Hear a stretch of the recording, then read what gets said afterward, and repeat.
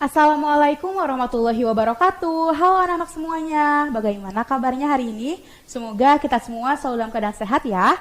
Nah anak-anak, karena masa pandemi COVID-19 ini belum juga usai, maka kita harus bisa menjaga kesehatan dengan tetap menerapkan protokol kesehatan 5M. M yang pertama, kita harus menggunakan masker. M yang kedua, kita mencuci tangan dengan air mengalir.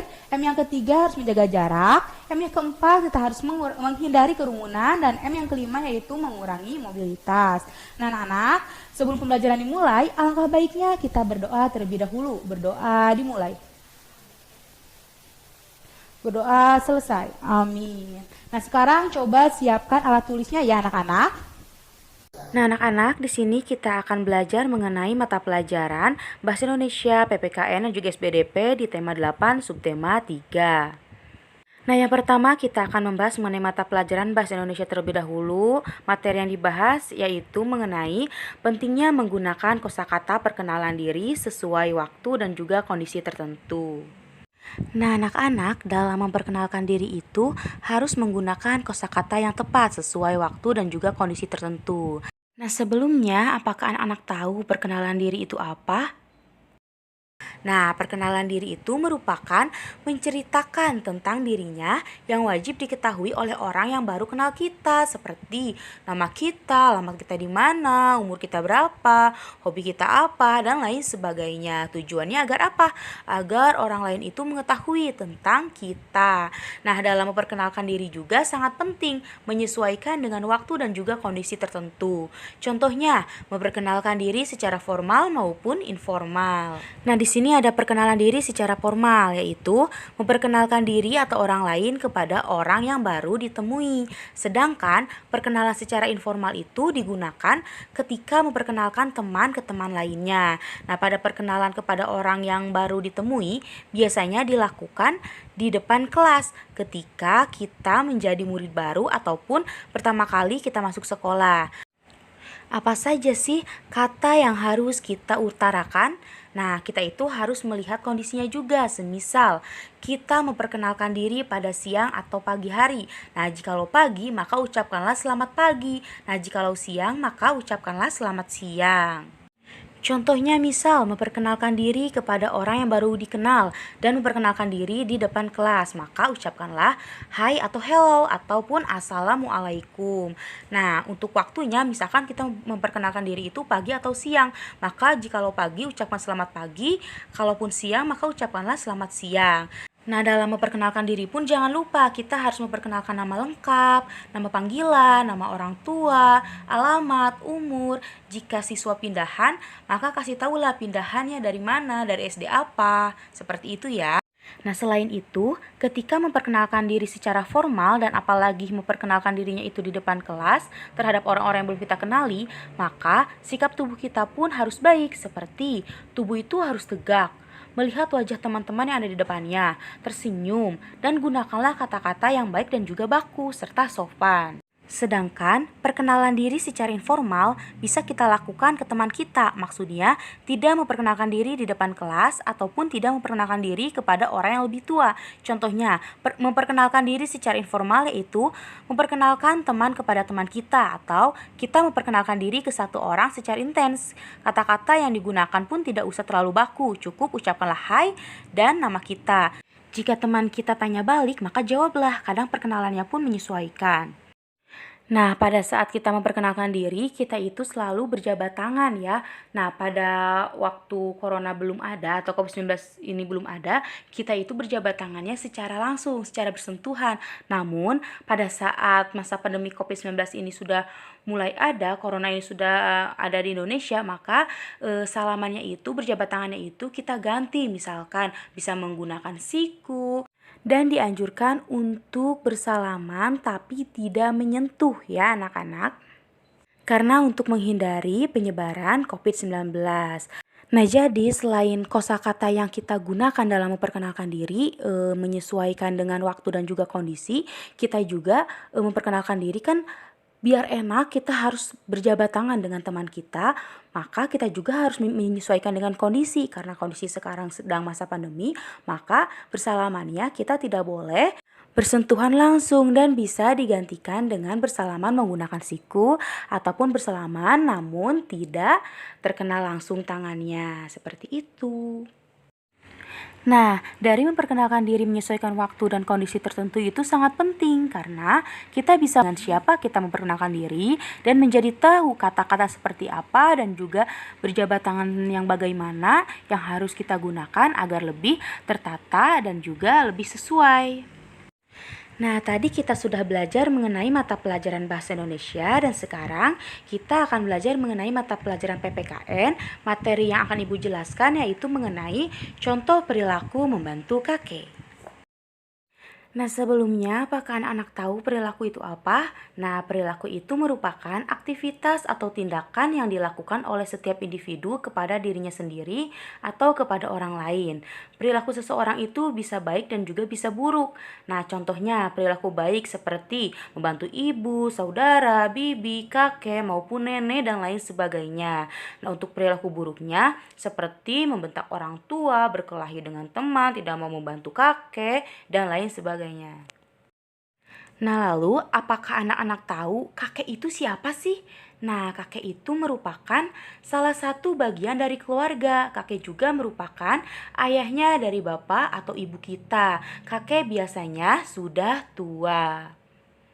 Nah, lalu di sini ada contoh perilaku membantu kakek. Yang pertama, menemani kakek pergi keluar. Nah, karena kakek itu sudah tua, maka harus kita temani ya. Jika kakek mau minta antar kemana, maka kita harus temani kakek pergi keluar. Bisa mengantarkannya menggunakan kendaraan ataupun berjalan kaki, berjalan berdua bersama kakek. Lalu yang selanjutnya, membantu kakek menyeberang jalan. Nah, karena kakek itu sudah tua dan matanya sedikit rabun ya, tentunya kita harus membantu kakek untuk menyeberang jalan agar kakek itu aman ya dan selamat. Nah, yang selanjutnya yaitu membantu kakek mengurusi kebun. Nah, karena orang tua terutama kakek itu tenaganya sudah tidak terlalu besar dan kerjanya juga tidak terlalu cepat, maka agar pekerjaannya cepat selesai, maka kita bisa membantu kakek dalam mengurus kebunnya, seperti menyirami kebunnya, memotong rumput, atau menyapu kebunnya agar bersih dan terjaga.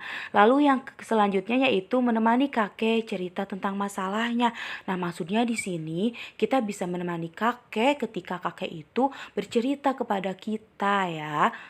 Nah, lalu yang selanjutnya juga membantu kakek berjualan. Nah, jika kakek kita tukang dagang atau berjualan, maka kita membantu kakek dalam berjualan. Seperti kakek pergi jualan kemana, kita ikut dan kita membantu kakek seperti membawakan barang dagangannya agar kakek tidak kerepotan dan memudahkan kakek dalam bekerja.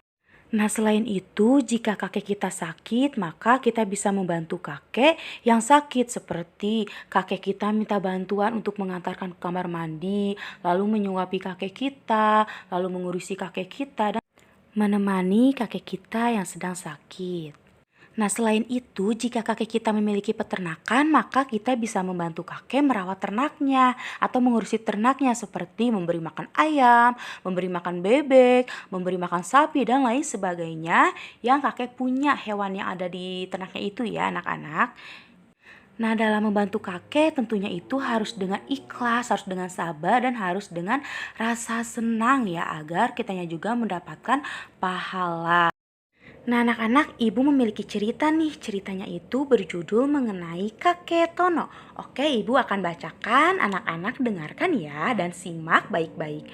Assalamualaikum teman-teman. Perkenalkan, nama saya Tono. Saya mempunyai kakek bernama Sutrisno. Setiap hari saya selalu membantu kakek saya dimanapun dan juga kapanpun. Seperti saya sering membantu kakek saya berjalan karena kakek saya itu berjalannya menggunakan tongkat.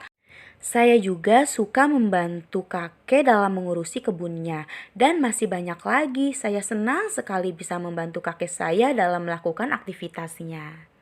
Nah, anak-anak, dilihat dari cerita tadi ya, Tono itu sangat senang membantu kakeknya. Dia sangat sayang sama kakeknya. Nah, Tono juga membantu kakeknya dengan ikhlas. Sehingga apa yang ia lakukan, apa yang bantu terhadap kakeknya, dia itu selalu merasa senang. Maka oleh karena itu kita bisa membantu kakek kita ya anak-anak, karena kakek kita itu sudah tua, maka kakek kita itu harus perlu bantuan dari kita, entah itu kita anaknya ataupun cucunya ya. Anak-anak semuanya kita harus sayang dan harus menjaga kakek kita. Ingat, membantunya dengan rasa ikhlas dan juga senang. Nah, untuk mata pelajaran yang akan kita bahas selanjutnya yaitu mengenai SBDP, materinya yaitu tentang kolase dari biji-bijian. Nah, anak-anak di sini ada bahan-bahan yang berasal dari tumbuhan. Nah, ada apa saja yaitu ada daun, kayu, biji-bijian, batang pohon dan lain sebagainya. Namun, di sini kita akan mengenal mengenai kolase dari biji-bijian. Nah, anak-anak, kolase dari biji-bijian itu apa sih? Nah, kolase dari biji-bijian itu merupakan kolase yang mengandalkan biji-bijian. Nah, biji-bijian tersebut ditempelkan kepada lukisan. Biji-bijian itu diperoleh dari tumbuh-tumbuhan. Biji-bijian pun banyak macamnya, bentuk ukurannya dan juga teksturnya. Sebelum digunakan, biji-bijian ini akan dikeringkan terlebih dahulu. Tujuannya agar warnanya itu tidak berubah lagi. Nah, di sini ada berbagai macam contoh kolase dari biji-bijian. Nah, contohnya yaitu seperti ini ya anak-anak. Nah, di sini ada jerapah dan juga kupu-kupu yang ditempeli oleh biji-bijian. Nah, lalu di sini ada bunga dan juga ikan. Nah, selain itu di sini pun ada cupcake. Nah, selain itu di sini pun ada cara membuat kolase dari biji-bijian. Nah, sekarang coba perhatikan video berikut ini. Coba anak-anak lihat bagaimana sih ya cara membuat kolase dari biji-bijian itu, apa saja bahan-bahannya. Nah, anak-anak bisa simak video berikut ini. Jika anak-anak mau meniru atau membuatnya di rumah juga boleh ya. Pertama-tama harus siapkan dulu bahan-bahannya seperti sketsa gambar, lem, tusuk gigi, cotton bud, beras warna hitam, jagung, dan juga kacang hijau. Setelah itu kita siapkan lem, lalu lem bagian pinggir-pinggir gambar tersebut. Di sini gambarnya kupu-kupu ya anak-anak. Kita lemi sampai selesai.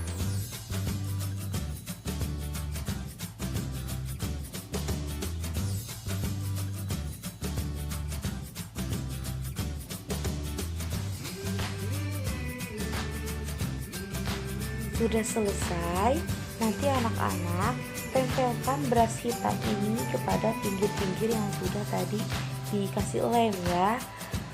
Tempelkan yang rapi sesuai garisnya. Lakukanlah sampai selesai ya anak-anak.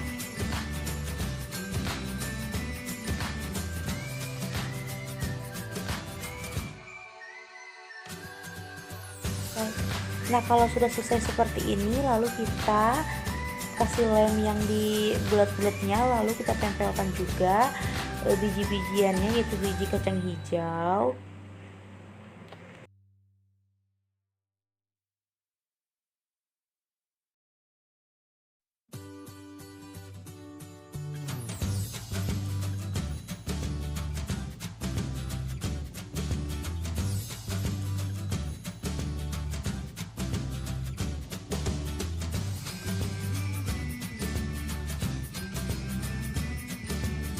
Nah, lalu untuk badan-badannya pun kita kasih lem.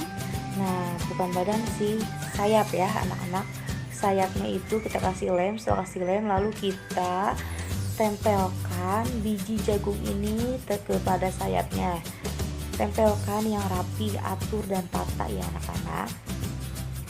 Terus tempelkan biji jagung ini sampai sayap-sayapnya terpenuhi oleh biji jagung ini, dan kerjakanlah sampai selesai.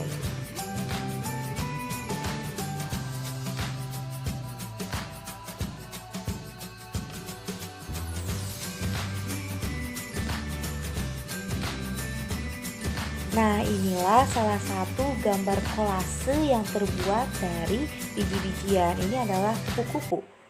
Sekian materi yang bisa Ibu sampaikan. Jika anak-anak ada yang tidak dimengerti, boleh tanyakan di kolom komentar ya. Sekian, terima kasih. Wassalamualaikum warahmatullahi wabarakatuh.